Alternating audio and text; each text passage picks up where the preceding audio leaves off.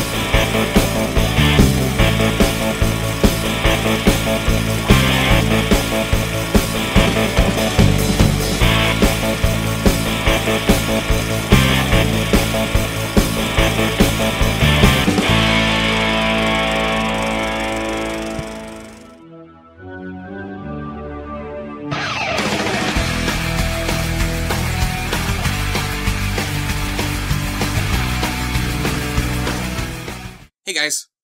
The votes given to me by my executive producers at patreon.com are forcing me to confess something to you that might make me lose a little bit of nerd cred.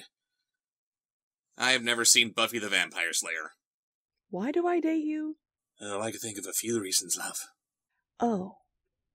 Yeah, Buffy was another show that blew by me when I was too busy focusing on the latest Transformers cartoon. But hey, a Buffy-related comic randomly shows up in my big box of indies. Maybe this'll get me on board at last. Then again, looking at this cover, maybe not. I have no idea who this Spike character is or what he does on the show, but I'm having a hard time imagining that even fans would be excited by this. He's just standing around in a sickly green void of nothing. This doesn't exactly scream versus Dracula to me. The inside cover offers us a little backstory for this first issue. Basically, Dracula and Spike were old rivals, and the story is going to be taking place 100 years before Dracula's appearance on the TV show. Thanks, because there's no way that could have been told in the story proper. Double thanks for not telling us who Spike is, by the way. I love how Bronze Age comics could easily let you know the basic backstories of superheroes as iconic as Batman and Superman, just in case you have no idea who these people are, but with lesser-known characters in modern comics, the writers just can't be bothered. Journal of D. October 27, 1898. Magda was a beautiful child. I could have her as a bride. Ew. He goes on to explain that Magda was a sorceress, capable of commanding the elements themselves, and that he'd like to learn a thing or two from her. First things first, command Silver to stop irritating the skin. And yeah, I know that Dracula's immortal, the guy's got nothing but time on his hands, but I gotta give the guy credit for illustrating his own journal like this. Makes for a much shorter read. Also, gotta commend him for his patience. He learns a few tricks from Magda while providing protection to her clan, all the while offering her immortality, which she declines all the way into her old age. How many other guys in his position would just move on to someone else? To his horror, he finds that Magda and all of her people have been slaughtered. Damn it, Dracula, you had one job! Great. Now he's going to start lamenting about how he's doomed to be alone, leading into a confrontation with Batgirl and Supergirl. Wow, there's a review I never thought I'd reference ever again. Dracula deduces that the narrow spacing of the puncture marks on Magda's throat can only be the work of a female vampire, and conveniently, it just so happens that her crystal ball captured security footage of who did it. 2 women, accompanied by Brad Pitt? We then cut to one of the ladies and Brad Pitt in a bookstore, mulling over the book of Dracula. Okay? In a world where Dracula is the vampire of legend and not just a Romanian prince, how does this book even exist? Brad Pitt points out how everything on how to kill vampires is inconveniently laid out in the book. Wouldn't Dracula, or anyone else in the vampire community like these two, be trying to destroy all known copies of this book and murder its author before methods of killing vampires becomes common knowledge? Brad Pitt asks his apparent wife/girlfriend why she'd want him to buy it for her when they could just take it like they do everything else. I'm tired of taking and having things taken from us. Like our daddy. You two got together just so you could enjoy the shock humor, didn't you? That was very common back then. Family approved. Oh, how did I let you talk me into doing that? They buy the book for £11, which, adjusted for inflation, was worth about £1,439 back then, Jesus. And they head to the ballet where they're expecting to meet their third wheel, Darla, but she happens to bump into Dracula first. I know the Batman's playing off of a lot of Bat mythology perpetuated by vampire myth, but I think this guy might just be the world's greatest detective. He says that he can take away her pain if she lets him do it of her own free will, without any explanation of what her pain could possibly be, and she agrees as she gazes into his eyes with this rather blank expression. We then jump over to the ballet where Brad Pitt tells us how bored he is, the guy sitting next to him tells him to shut up, and then Pitt just snaps his neck. Ah, there's that stealthy finesse for which vampires are known. Back with Drac, he's trying to convince Darla to be one of his brides, when Brad Pitt and his sister-wife come home from what must have been the shortest ballet in history. Or does Dracula just take a long time to get his freak on? Darla tries to introduce them to her new acquaintance, and it's here that we learn that Brad Pitt is actually Spike. Yep, looks just like him, doesn't it? Wait, that's supposed to be Spike? I am offended. I am Count Dracula. No. If you have to have Dracula introduce himself with I am ... it has to be followed up with only Dracula. I am Dracula. Spike says that he has a bone to pick with Dracula after reading his book, but he tosses it into the fireplace, denouncing it as a bunch of bullcrap. What, is Spike completely oblivious to how vampires can be killed despite being one himself? I'm not going to feel especially threatened by a book that says that reviewers can only be killed by Jell-O pudding. Darla points out that they're in need of a leader or mentor or whatever after the passing of someone named Angelus, and Sister Wife agrees that Dracula fits the bill nicely. He fills my head with glory, my eyes with the flames of shooting stars. What? No, if anyone is going to be feeling anything of yours, it's me! Tell me, ladies, which of these two vampires would you follow? I have crossed oceans of time to find you. Or, if anyone's going to be feeling anything of yours, it's me! I'll take the ocean guy, thank you very much. Spike says, nuh-uh. Dracula says, yuh-huh, and tosses him into the fire, to the delight of Sister Wife, what a bitch, and Spike jumps through the window and puts himself out in the Thames. A police report from an unseen cop via narration box suggests that the victim couldn't survive the fall from this particular flat, but from the way that these panels are arranged, it looks like he's just casually walking from the first floor. Dracula prepares to take his new brides to his mansion in Whitby, and Spike, who is brazen enough to snap somebody's neck in a theater full of ballet patrons, decided to play things sneaky and hitch a ride under Dracula's coach instead of continuing their fight here and now. Okay. A month of God knows what later, Dracula hands his brides a couple of wooden stakes and orders them to kill each other as revenge for what they did to Magda and her clan. Oh yeah, he had a thing for this little girl a long time ago, didn't he? I honestly forgot about her, since Drac himself seemed to get over her pretty quickly. Why did he spend the next month living with these two if all he wanted to do was kill them? Why didn't he just kill Darla when he found her by herself, then Sister Wife when she's all alone after having done away with Spike? Also, minor point here, but I got a snicker at Dracula referring to Magda as belonging to a Romani clan. We have people today who are still debating over how offensive the word gypsy may or may not be, but a writer from 2006 wants us to believe that the murderous vampire from 1897 is just this culturally sensitive? Anyway, his incredibly delayed revenge is delayed further when the villagers attack. It's true! It's really Dracula! Kill him! Make certain his head is cut off and his mouth stuffed with garlic! It's the only way he'll stay dead! Yeah, Dracula was scoffing at Bram Stoker's writings earlier, but how exactly does one walk away from decapitation? His brides have disappeared, and all that he finds in their place is a letter from Spike that just magically appeared? I don't know, maybe it came in with the arrow that was shot through his window, but we don't see it attached to it in any way, so how the hell did it get here? Also, the letter is addressed to the Ponce. Yeah, sorry Spike, you can insult him by calling him effeminate all you want, but that doesn't change the fact that he walked away with both of your girls after he made you his bitch.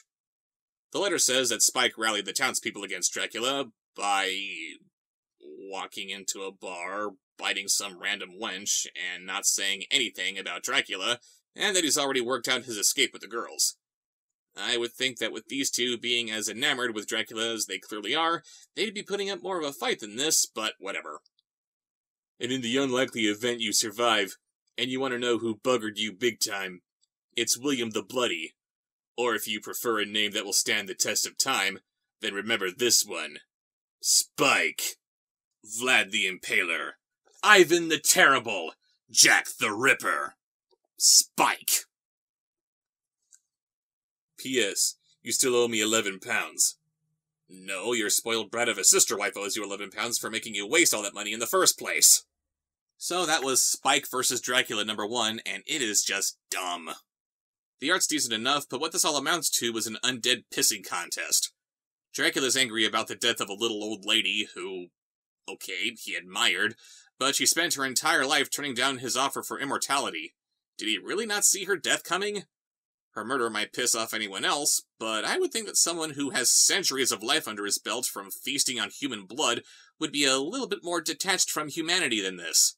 And she just happened to get a picture of her murderer so that he could pursue them? That sure was convenient. Why did Dracula waste all this time trying to get his revenge on these people instead of just slaughtering them immediately? Why did Spike take so long to save them from Dracula's evil clutches? Why did he leave his death in the hands of the very people he's been eluding for who knows how long? You want someone dead? Do it yourself and make sure that he's dead, you moron. Not that it matters anyway, since we already know that both Spike and Dracula are going to survive this story, since they're destined to cross paths again in 100 years. This is all just wasting our time. Oh, and that which name will stand the test of time thing? Sorry, but that doesn't have a whole lot of bite to it when you're dealing with one of the most iconic monsters of all time versus some guy whose only claim to fame is a TV show from the late 90s. And now that we got this out of the way,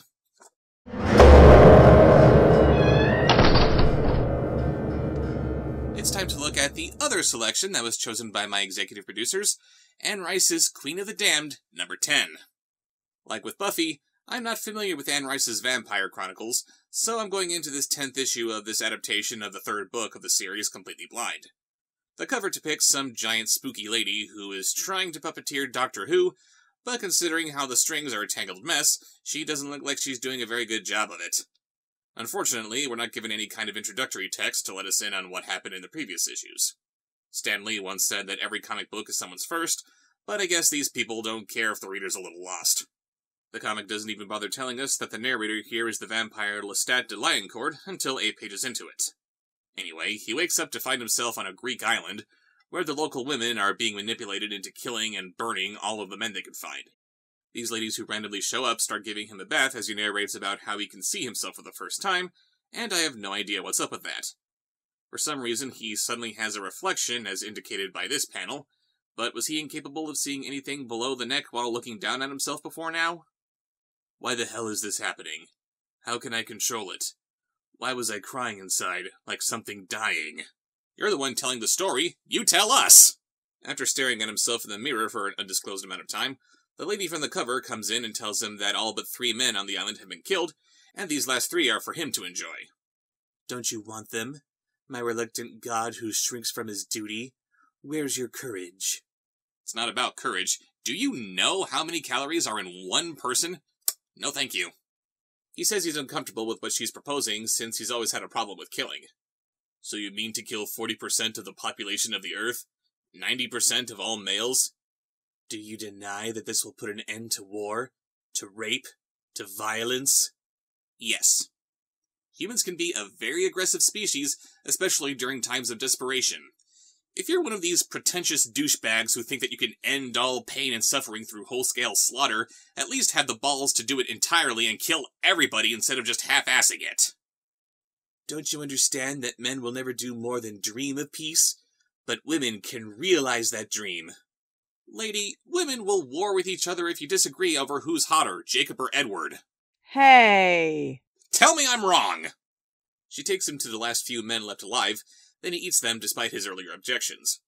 Way to stick to your guns, buddy. Then the comic just abandons the whole worldwide genocide story as we cut to a meeting being held in a nebula, as this red-headed lady tells a long story about how she and this other red-headed lady were in ancient Egypt. They're raped by the royal court and exiled for their association with evil spirits, but said evil spirits don't take kindly to that, and they subsequently turn the king and queen into vampires. Whoops. And despite the realistic look that the rest of the comic is going for, the queen is now dressed like Gustav Klimt's The Kiss for some reason. They're taken away to the dungeon as punishment for turning the king and queen into deities, as the queen hypothesizes. Yeah, that's a punishment befitting the crime. Then the story comes to a halt just as abruptly as its introduction, as we switch over to Lestat brooding under the full moon. And I guess they decided to go to Haiti for some reason? What happened to Greece?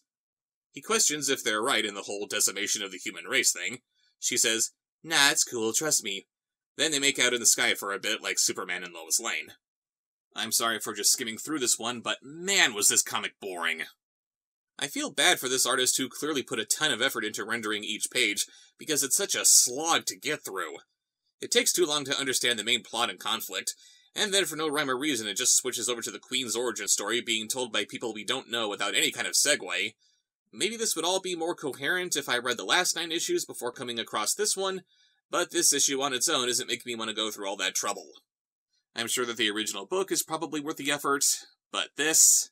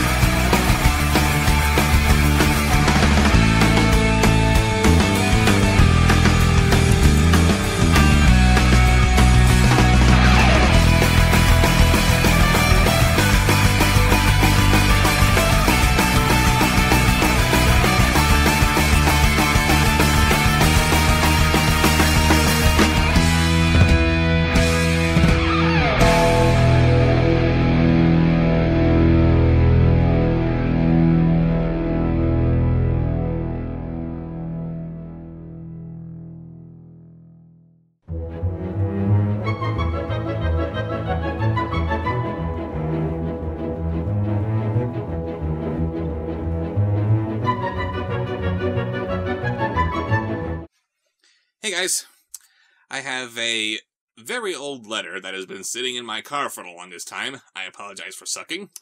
Which comes to us from Oscar Fink from Braunschweig, Germany. Let's see what he's got for us here.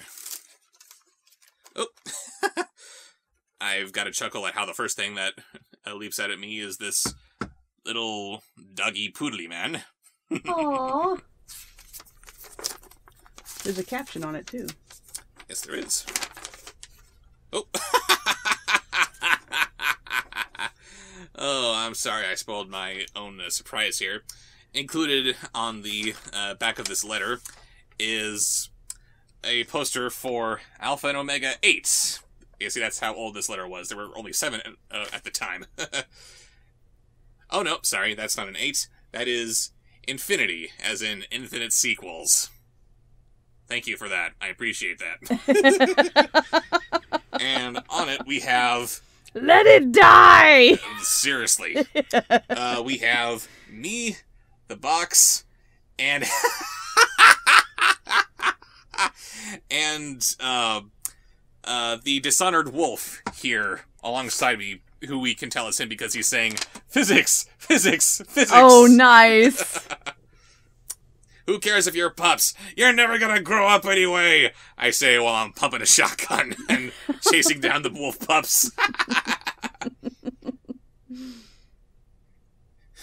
You don't know what that is! 11G internet, or internet, video brain kiddo. Oh man, I gotta share this on the internet later on. You don't know what the internet is! Shut up, Stinky, shut up! I knew we were ugly, but why do we look like something out of a Video Brain Kiddo film? And you don't know what Video Brain Kiddo is! I love it. I'm so sorry for getting to this letter so late. I could have incorporated this into one of my videos. But anyway. Dear Bob Show, a apologies for the not exactly Van Gogh fan art. Hey, it's fine. I could immediately tell what was going on here, and I love it. Thank you. Yes. But I wanted to send you something too. Unfortunately, I couldn't find anything I wanted to sell at first, so I decided to rid myself of something which I wouldn't even know I was missing. I hope you like it. Let's just say I couldn't find a red jacket. Oh. Well, you got a red jacket right here on my caricature. I stumbled upon your channel a few months ago while searching for a review on the little cars. You were looking for the little cars? Ooh, what is wrong with you? And yours was the video I clicked on. Little did I know I had just discovered a great YouTuber/reviewer. Aww. Thank you. Greetings from Germany, the land of dingo pictures. That's not something that you want to flaunt, sir. Dingo Pictures is German? I guess. I thought it was I would assume it was Australian. You racist bastard. Or maybe dingoes aren't Australian. Maybe they're African. I know they're not German. I'm pretty sure that dingoes are Australian. Africa has their own wild dogs to worry about. But yeah, apparently Dingo Pictures is Germany. Interesting. And Oscar here is proud to say it. As opposed to Italy, who are embarrassed of the animated Titanic trilogy. But yes, your friend Oscar, me is a poodle. Hi, Poodle Oscar. Aww. That's great, Oscar. Thank you. Yes, it is. And with your permission, Oscar, would you mind if I posted this on my DeviantArt page? Because this mail video that we got going on here, this will not do it justice. Can we put this up? Do you mind? Or if you have your own DeviantArt page, Oscar, yes, maybe you could post it and we could share it. Yes, that'd be great too. But yeah, it's got to be seen. Us just doing this, it's not enough. Yeah, that was cool. It was. So, thank you very much for that, Oscar. I love it. In spite of it not being Van Gogh. I will put beside my artistic snobbery just this once to appreciate this piddly little thing. But no, Yeah, I really do such love a snob. Yes, I am. But no, Totally. I really do love it. Thank you so much for that. And anyone else wants to send me some fan art, fan mail, whatever, go ahead and ship it to the P.O. Box in the corner. And we'll see you guys later. Bye!